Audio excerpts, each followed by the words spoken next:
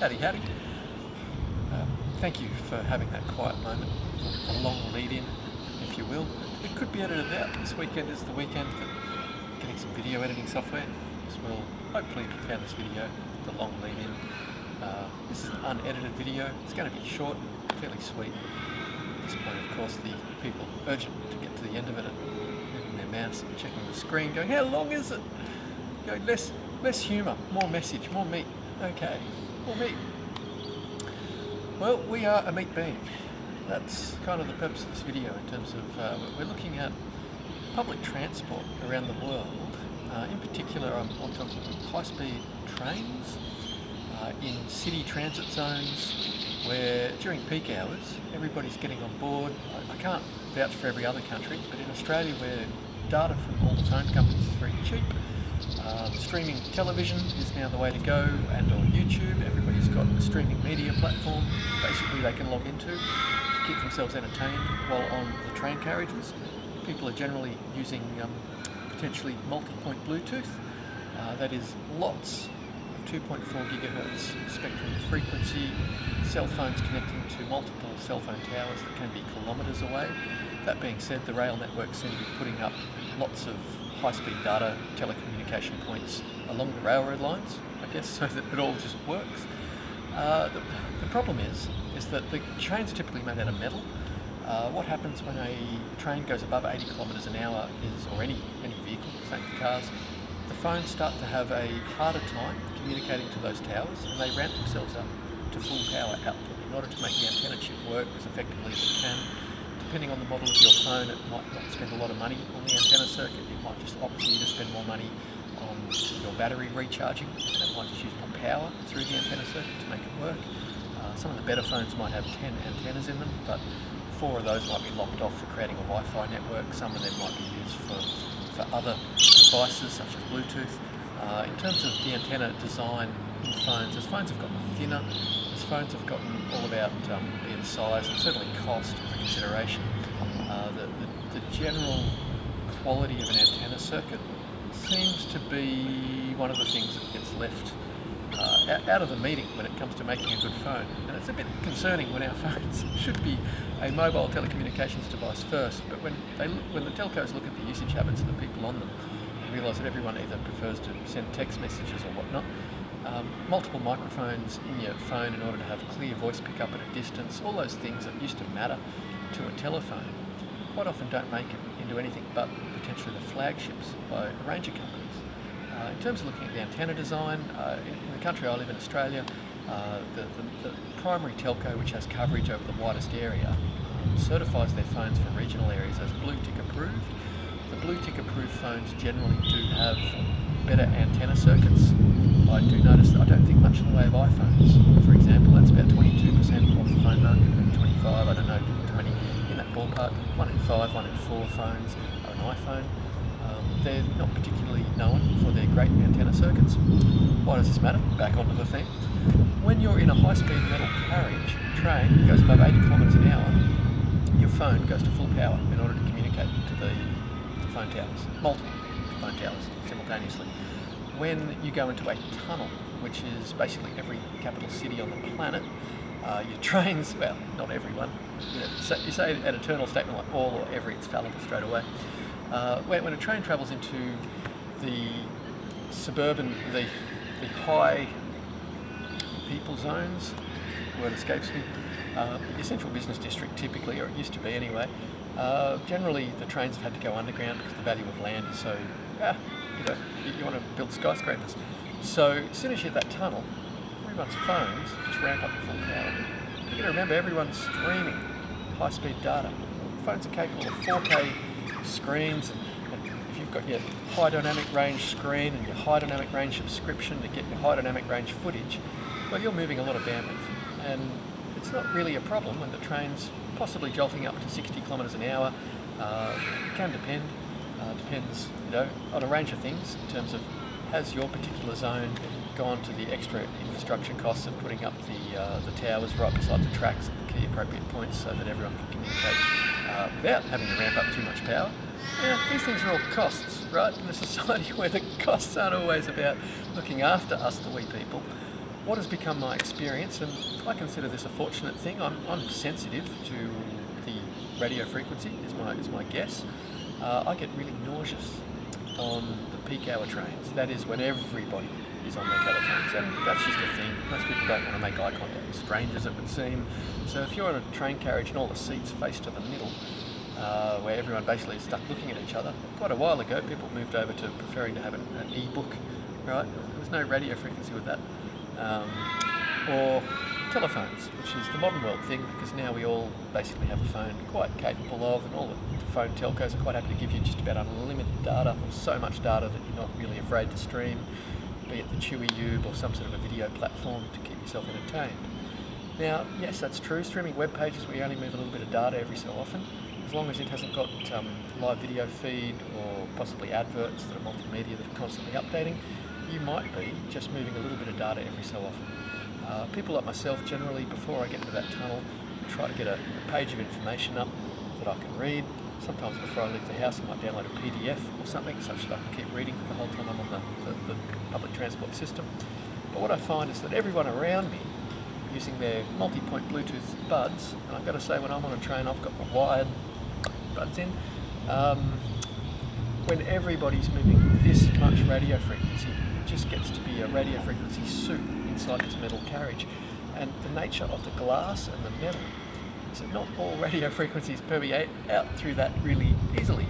So what we actually are doing is we're making a makeshift microwave oven.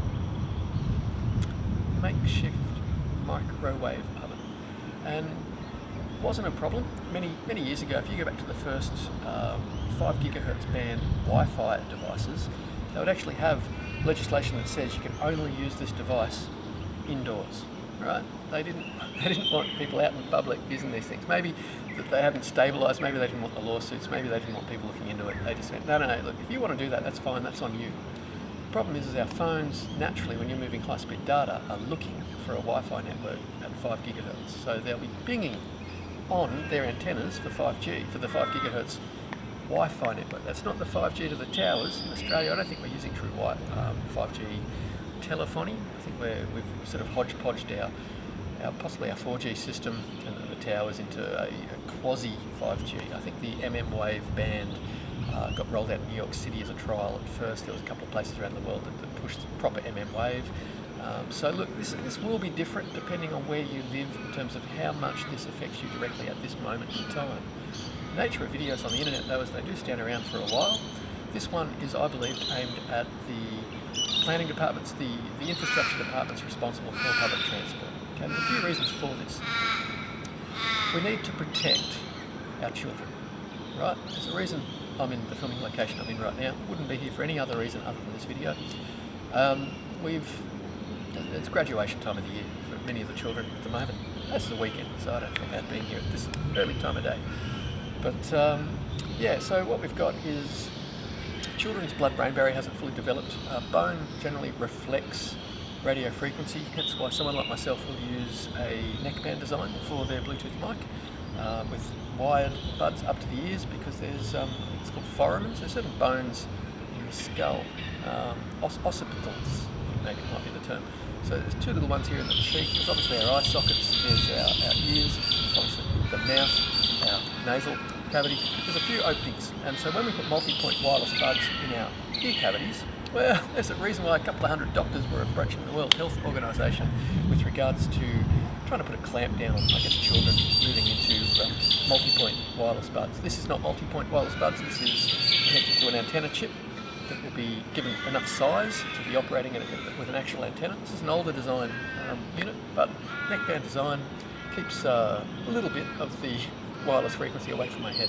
I'm not trying here to educate anyone else to move to this. I myself wouldn't let the child use multi-point wireless buds. I would certainly encourage, if they really needed to go wireless, to do this. They've also then got somewhere to let them hang in an emergency. If they're getting on a bus, it's not so difficult to drop one out while they engage with someone. But we know they don't do that.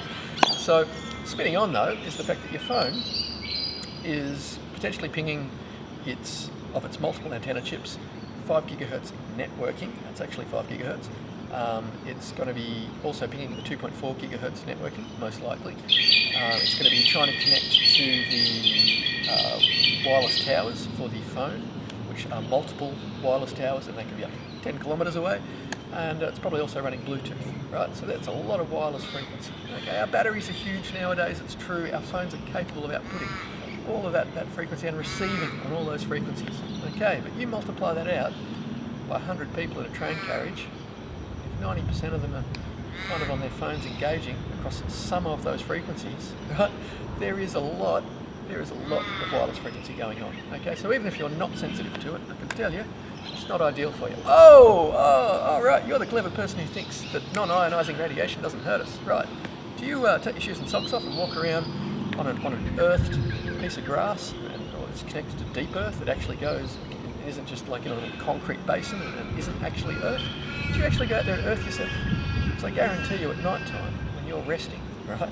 So when the studies on non-ionising radiation happened, back say in the early 80s, and they used the 20 genome perfect mice that were absolutely riddled with cancer, but wasn't the point of the study, so it didn't get written up in the conclusion.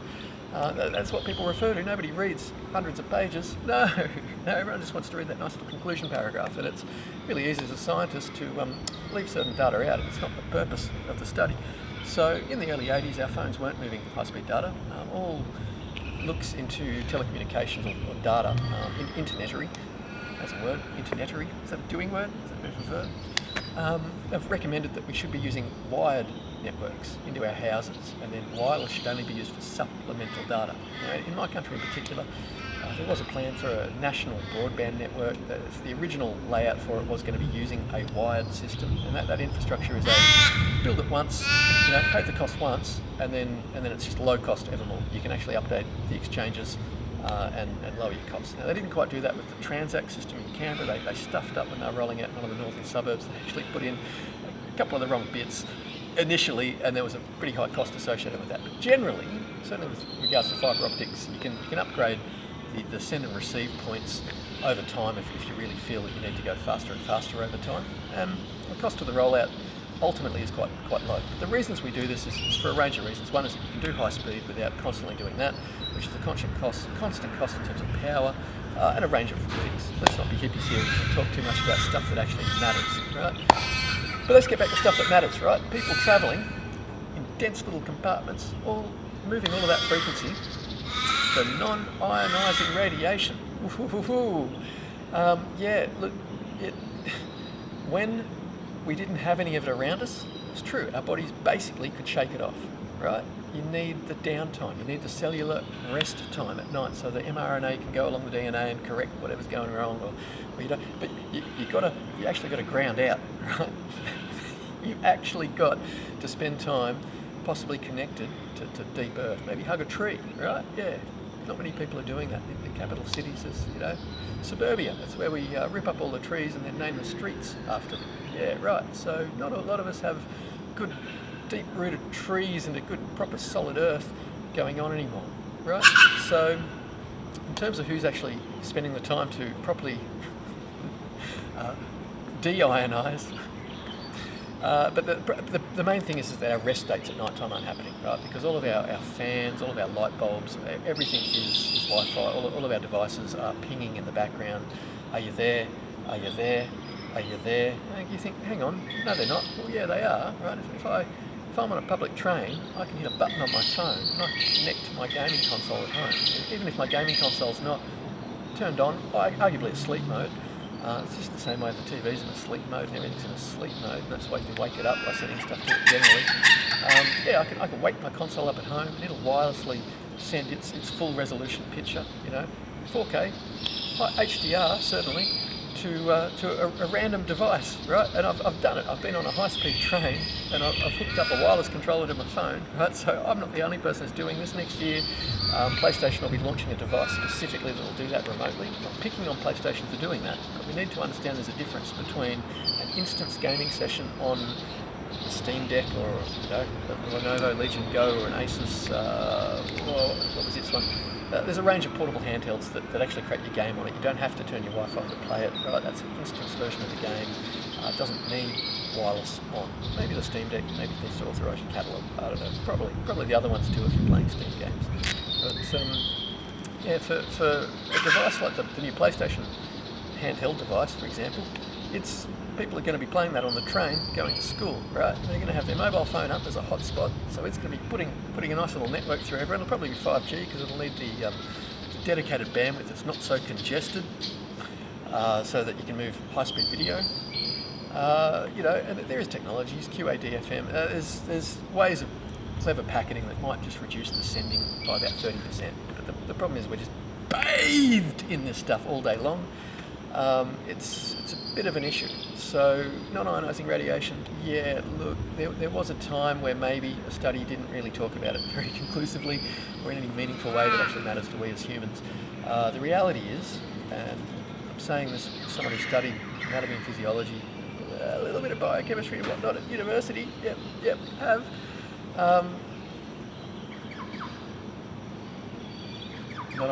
Non-ionising radiation in the present form that we are talking about when we're talking about modern devices is not the same as the studies that no one's willing to commission. So what little information is out there on the subject, and just working off, this is a classic case of engineering/theory versus real-world practical usage, right? As someone who's sensitive to this stuff, I call it a blessing, not a curse. As I say, I get physically nauseous. I will not ride a peak hour train right now. There's probably a few other people out there and they just opt to not ride the train, right? If I can catch a bus into the city, I'd do that. There's a lot less people going on it. Maybe it hits less speed, maybe it doesn't hit those tunnels. For a range of reasons, I find it a little bit less difficult, possibly because the seats all face forward and back, have people not having to hide down on a digital screen. But the problem I find is for the school students. We need to protect them because they've got their blood-brain barrier is not fully developed. Their bone structure isn't, I guess, well, let's not get into the semantics. The point is, our train drivers, right, they got a full, maybe an 8-hour shift of this happening non-stop, right? The security guards that have to get on and off the train to check tickets, and that might not be in all countries. It's their job. They are basically bathing stuff more than the person who's only commuting to and fro town and might only spend 30 minutes a day each way doing this, maybe 15. Irrelevant. It's too much. We actually need to have a radio frequency free zone in the front carriage of every train. Why do I say the front carriage? Well, that's where the train driver is, unless he's wearing the silver threaded shirts with the RF free backing and create like a... They're pretty good. I don't know if they're like a Faraday cage. Some of them, yeah, you can put your phone in a pocket of a particular thread. It just loses all signal. You can't call it even. You just can't, right? There is clothing we can use to protect ourselves, right? So, right, No Choice, I think, is an example of one. If you go to nochoice.com, I guess the commercial, I believe they're an American site. They've got a lot of custom threads, really groovy stuff. Look, highly recommend. But beyond them, okay, there's a couple of places around the world that might be doing a silver-based thread, but the reason why No Choice exists, right, that's fair to say, you've got no choice. So we need to get in contact with our transport ministers, our transport departments. We need to push at a social level because governments are too slow for change. It is coming up to school holidays in my hemisphere. A lot of the schools are, I guess, off access to the northern hemisphere, I believe. Actually, no, it's holiday time all around. It is a bunch of holidays. It's a really good time for some protocols or some operating procedures to be put in place to protect the public.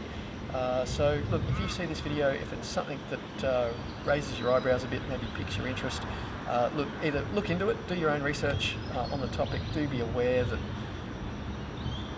there's a lot of interests that might be trying to protect themselves.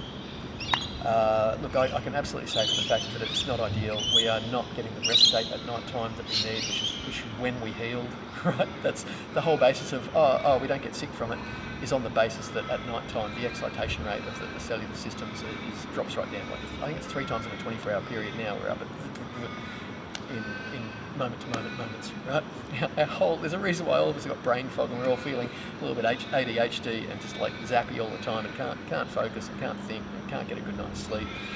There's a range of reasons for that, and a lot of it is to do with your wireless frequencies. And I've done some impromptu tests around the house where I do turn off all the appropriate electronics. I chose my current house to be right next to a national park in a fairly ritzy suburb, so that the houses are really big, so that ideally their networks will sort of get impermeate into my zone. I'm really fortunate. I've got elderly people and a few of the houses around me that aren't really into having wireless light bulbs and wireless sound bars and wireless everything. So look, there's a lot less networking going on around me personally. Still, if I'm in my house and there's certain things you can do to do a search of what's actually going on at a wireless level, and I don't just mean RF meters. And when I actually look at the number of networks that's still going on, including potentially hidden networks that you might just be able to see, you might not be able to connect to or really see.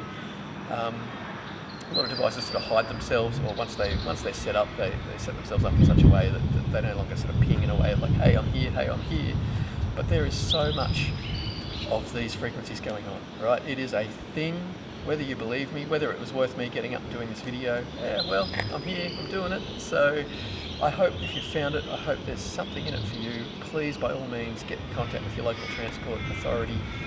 And do just request for a radio frequency carriage. Arguably, I would say a carriage. Make it the front carriage. If everyone's standard with that, then international travellers can travel from region to region. They can have an expectation of them being looked after at a health level, right? Because lives matter, people matter over profits, right? Anyway, you have a great day.